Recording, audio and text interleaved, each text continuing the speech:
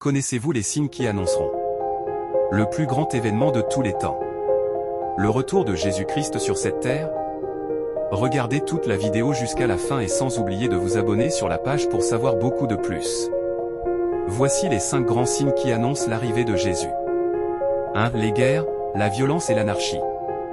Regardez les guerres, les grandes guerres, les petites guerres, les guerres ethniques, les guerres en tout genre, l'escalade de la violence et l'anarchie croissante. Le monde entier en sera de plus en plus affecté, et particulièrement les nations anglophones. Souvent, les gens se disent que le monde ira mieux. L'ancien président américain, George H.W. Bush, parlait d'un « nouvel ordre mondial » censé apporter la paix. Matthieu 24, 22 décrit la situation de notre époque de haute technologie, avec ses armes de destruction massive, effroyables et terriblement dangereuses. 2. Les sécheresses et les famines. Les sécheresses et les famines, le manque d'eau et la pénurie de nourriture vont s'abattre sur la terre comme jamais auparavant. Oui, les choses iront de mal en pis. Le livre de l'Apocalypse confirme cette grande famine à venir, Apocalypse 6, 5-6, Bible en français courant. 3. Les tremblements de terre et autres catastrophes. Oui, les tremblements de terre frapperont toutes les nations autour du monde et pas seulement la Californie du Sud.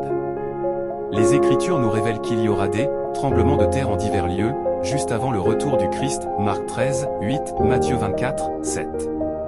4. Les signes célestes et le jour du Seigneur. Il y aura de grands signes astronomiques dans le ciel qui seront visibles par tous les habitants de la terre. Aussitôt après ces jours de détresse, le soleil s'obscurcira, la lune ne donnera plus sa lumière, les étoiles tomberont du ciel, et les puissances des cieux seront ébranlées. Matthieu 24, 29. Sans oublier que ces signes sont déjà à apparaître. Regardez éclipse du soleil ou de la lune.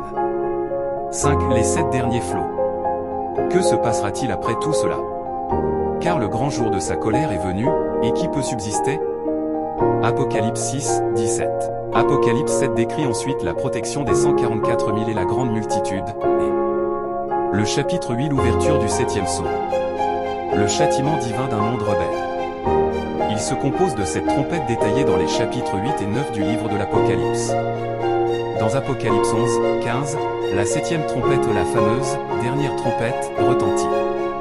Le Christ revient avec puissance et dans toute sa gloire. Mais lors de son retour, les nations séduites le combattront et blasphémeront leur propre Créateur, Apocalypse 16, 21, 17, 14. Le Christ répandra donc les terribles 7 derniers fléaux, décrits dans Apocalypse 15, 1 et 16, 1-21. Étudiez ces passages. Ces fléaux seront d'une horreur indescriptible. Une question, est-ce que ces signes sont déjà arrivés? Que devrions-nous faire? Jésus nous ordonne de « Veillez, soyez personnellement très attentifs à ce qui est en train de se passer. » Étudions diligemment la Bible, et voyons ce qu'elle dit réellement. Implorons Dieu par des prières sincères. Nous apprendrons ce que le Seigneur attend de nous. Faisons-le et il comblera notre vie par la compréhension et par son dessein. Il nous accordera le don de la vie éternelle dans son royaume à venir bientôt, Jean 3, 16, Romains 6, 23. Et il vous délivrera de la catastrophe mondiale à venir, que Jésus a si vivement prédite. Merci beaucoup de nous suivre et n'oubliez pas de vous abonner pour voir d'autres vidéos.